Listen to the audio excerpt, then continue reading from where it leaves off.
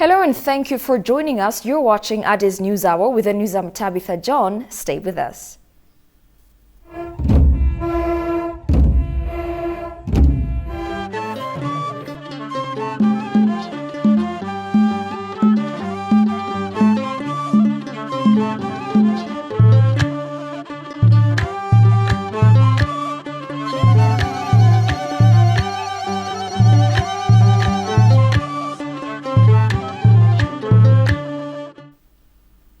Prime Minister Abiy Ahmed reviewed the joint military exercise conducted by the Air Force and Mechanized Infantry at Awash Arba Combat Technical School today. The Prime Minister and the Commander-in-Chief of the Armed Forces highlighted the efforts being undertaken to modernize the air and mechanized forces and to strengthen capacity through modern weaponry, according to the Office of the Prime Minister. The Premier and senior military and police officials next reviewed improvements being made in Air Force readiness at the headquarters in Bishoftu. ENDF Chief of Staff Field Marshal Burhanu Jula, Deputy Chief of Staff General Ababao Taddese, Air Force General Yilma Merdasa, and Federal Police Commissioner General Demelash Gebremikael were in attendance of the program together with other high-level generals.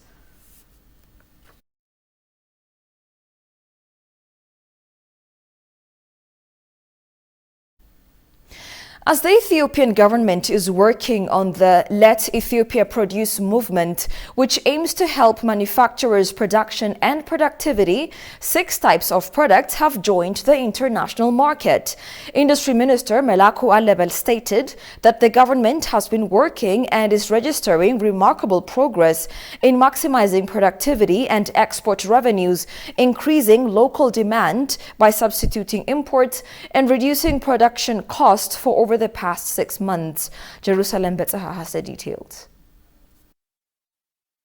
Let Ethiopia Produce movement, or Ethiopia Tamrit, as a part of the 10-year development plan for the industry sector intended to address the challenges that producers at all levels confront during the manufacturing process and increase the sector's contribution to the GDP.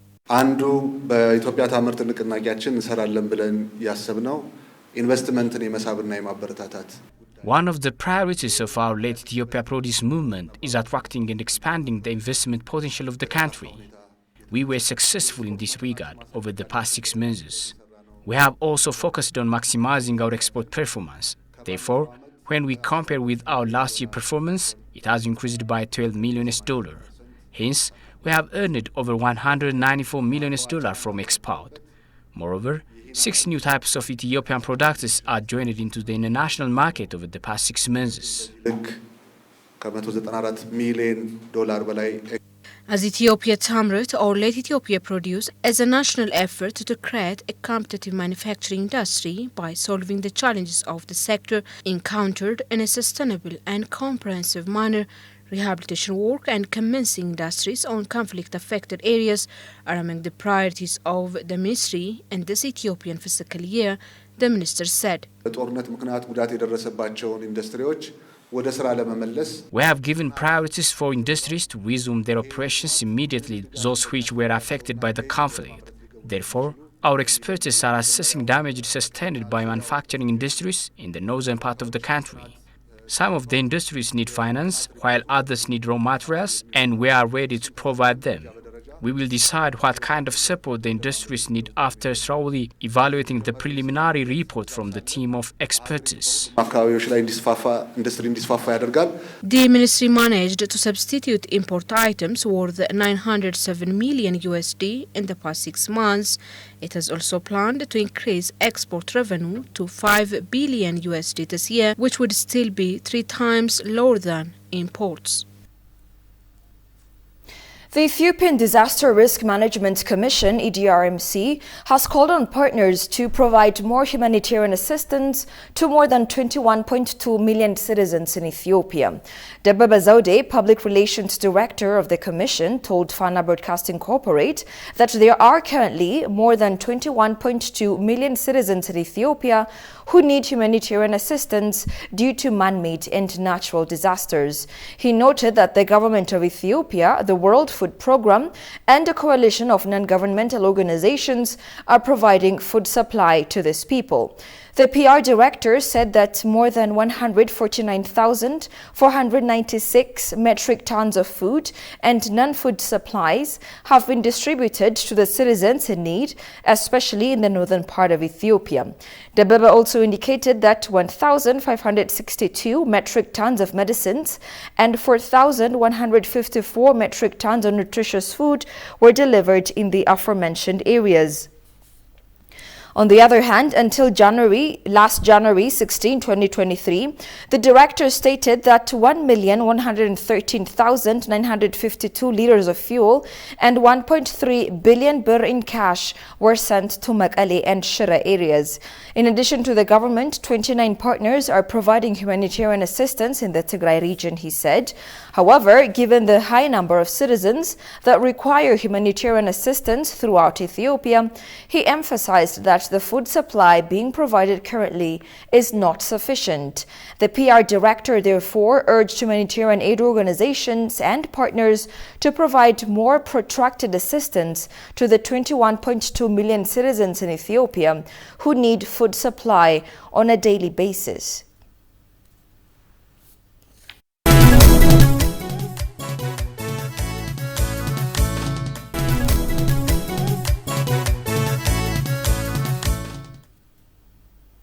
Director General of the Authority for Research and Conservation of Cultural Heritage, Ababaw Ayalo, stated that Ethiopia needs to promote the tourism sector heavily through cost-effective programs to draw large crowds of visitors to attract more people than ever to the Epiphany celebrations. More researchers and visitors are coming to Ethiopia than the previous years, which is a significant improvement to the country. Kasahun Chane has the following account.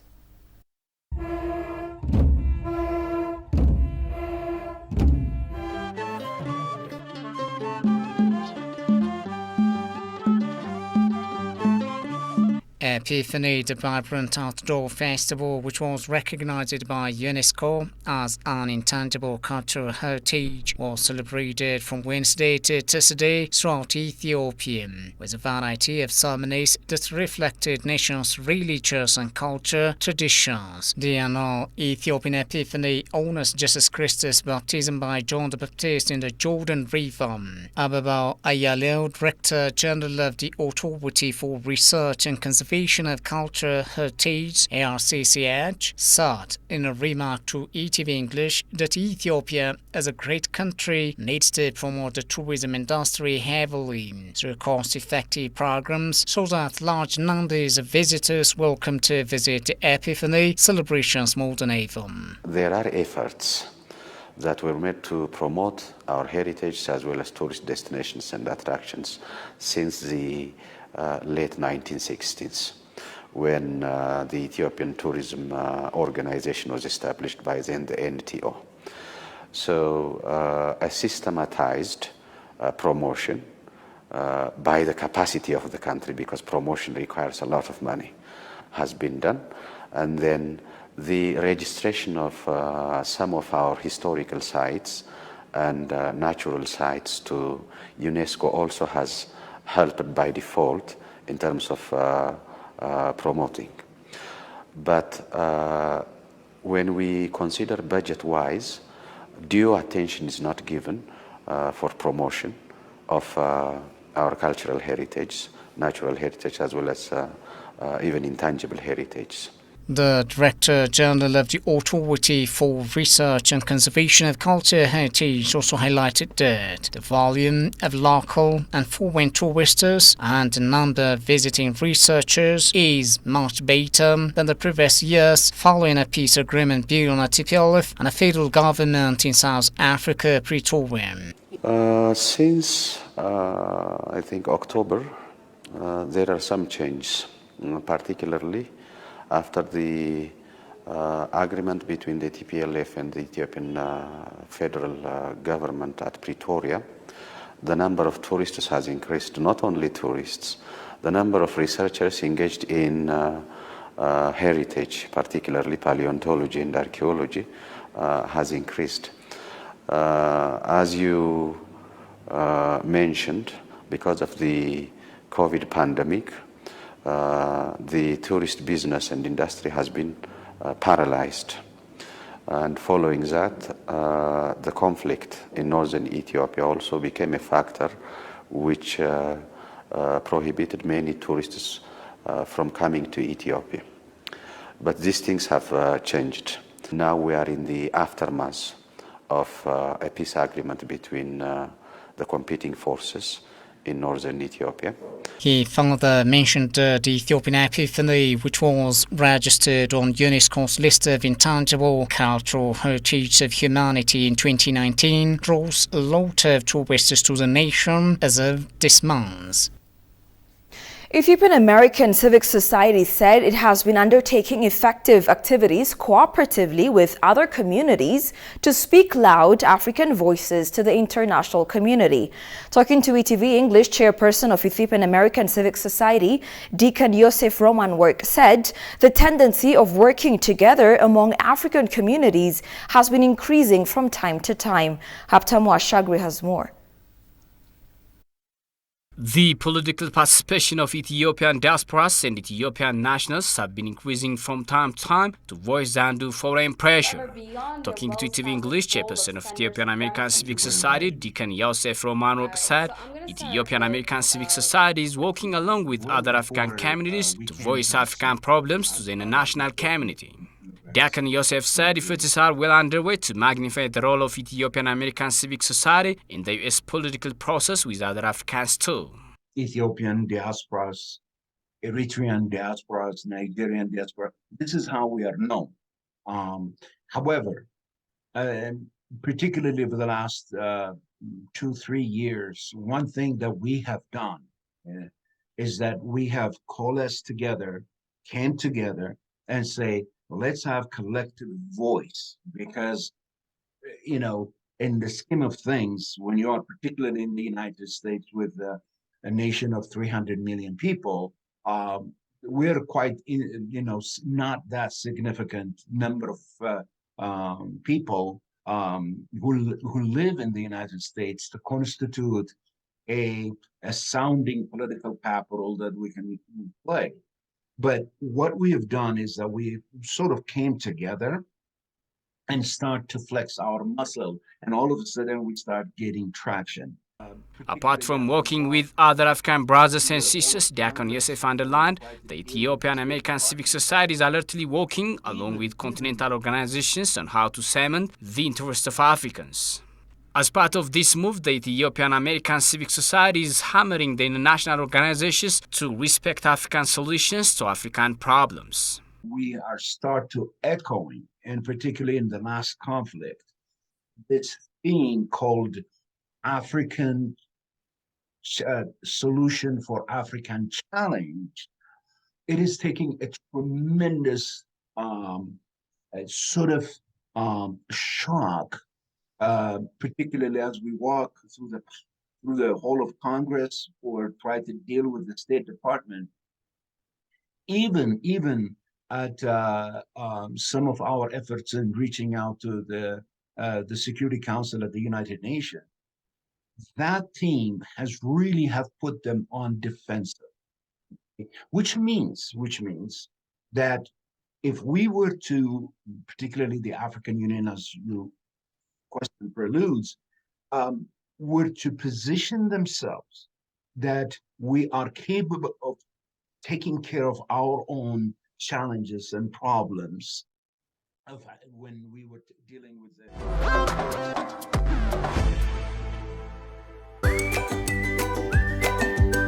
Welcome to the land of origins. Commercial Bank of Ethiopia is pleased to serve all your traveler banking needs. If you have money from any of these 16 countries, you can convert it to local currency by visiting our nearest branch. Alternatively, our secure Forex ATMs accept cash exchange, or if you prefer using your cards, we've partnered with Visa, MasterCard, and UnionPay so that you can withdraw cash from our local ATMs or make cashless transactions at thousands of local POS partners securely and with confidence.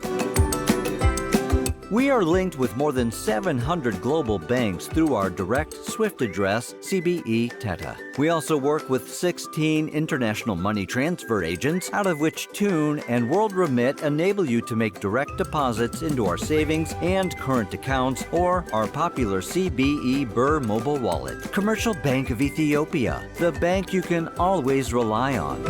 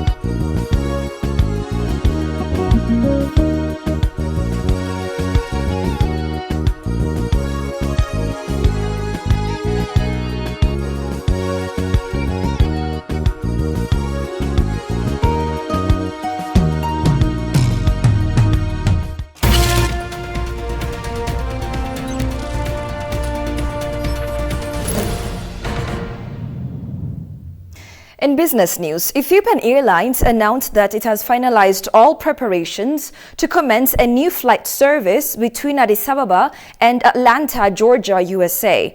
Ethiopia will operate a 4 times weekly flight to Atlanta starting from 16th May 2023. Commenting on the launch of the new flight, Ethiopian Airlines Group CEO Masfin Dasso said, quote-unquote, "We are truly delighted to open our 6th gateway to North America with a new flight to Atlanta. We have been connecting the US and Africa for 25 years now, and the new service will help boost the investment, tourism, diplomatic, and socioeconomic bonds between the two regions," he stated. Atlanta Mayor Andre Dickens said on its part, Ethiopian Airlines' new service to Hartsfield-Jackson Atlanta International Airport is yet another win for our city as we continue to develop and expand our air service to Africa. Hartsfield-Jackson Atlanta International Airport General Manager Balram B. Biodari said, "As the world's busiest and most efficient airport, our mission is to deliver excellence while connecting our community to the world." Ethiopian Airlines currently operates more than 130 international passenger and cargo destinations. Atlanta will be Ethiopian Airlines' 5th passenger destination in the US, following Chicago, Newark, New York, and Washington.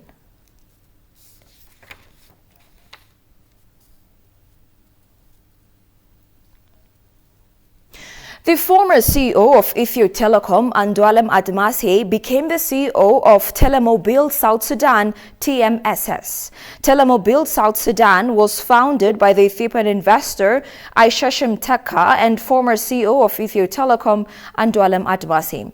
According to the information released by the Ethiopian Embassy in South Sudan, Telemobile South Sudan, TMSS, is a telecom operator owned by Ethiopian investors and is the 4th largest mobile communication service in South Sudan after MTN, Zain and Digital Telecom.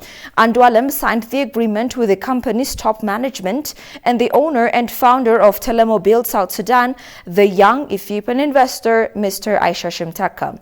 The new CEO of the Telemobile South Sudan, Andualem Admasi, started serving Ethio Telecom from the position of Chief Internal Audit Officer up to CEO position for more than 10 years.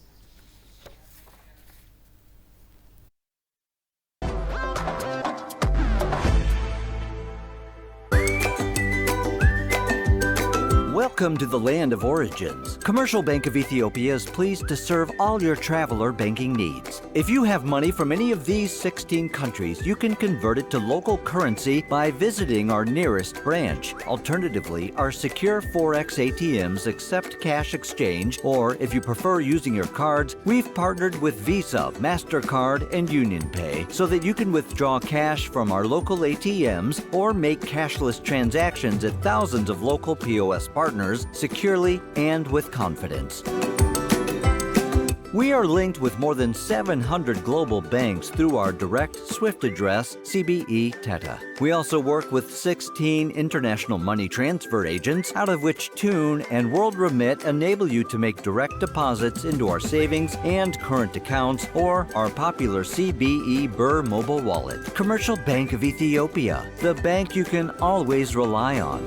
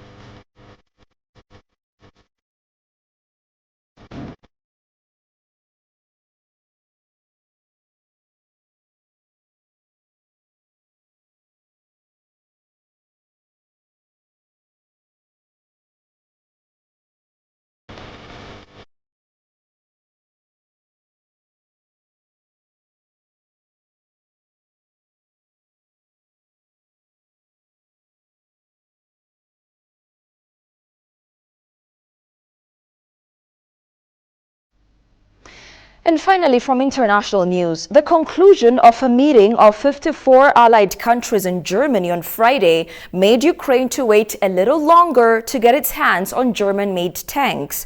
The contact group in support of Ukraine was meeting to pledge more weapons and supplies, but Ukraine desperately wants tanks to repel future Russian offensives and retake occupied territory. Germany, which controls export licenses for the Leopard tank, is hesitating and wants more time. Shagao Yamato has more from TRT World.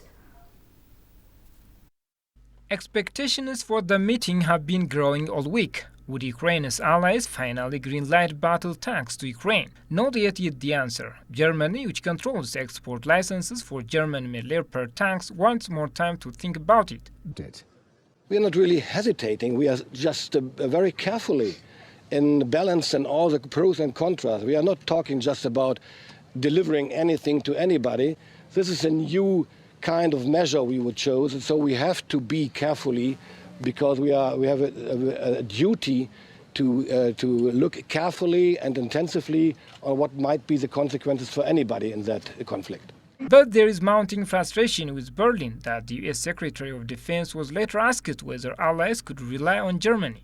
They are a reliable ally, and they've been that way for a very, very long time, and I truly believe that they'll continue to be a reliable ally going forward. Several NATO states are itching to send their Leopard tanks. There are plenty of them, they are fast, effective and easy to maintain. The British have already pledged 14 challenges, but for now that's all Ukraine can count on. That won't go down well in Kyiv. Earlier, Ukraine's president urged allies to take bold decisions.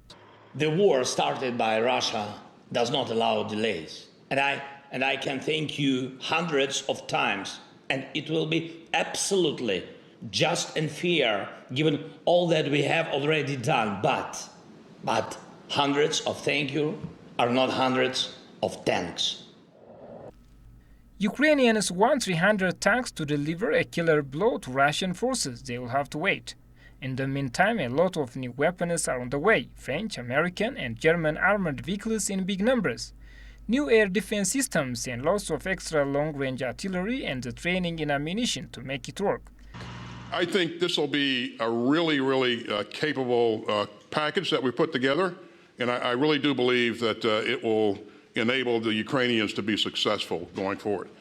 The latest pledges are a significant boost to Ukraine's fighting capability, and it may be enough to repel whatever spring offensive Moscow may be able to muster. But Ukraine needs tanks to push Russia back from occupied territory. You're watching Addis News Hour. Here's a reminder of the stories making headlines. PM Abiy Ahmed reviews joint military exercise by Air Force and mechanized infantry.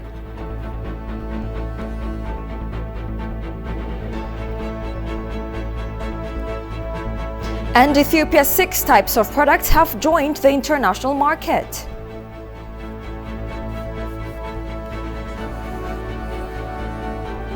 And that's all we had for now. I'm Tabitha John. Many thanks for watching. Have a good night and take care.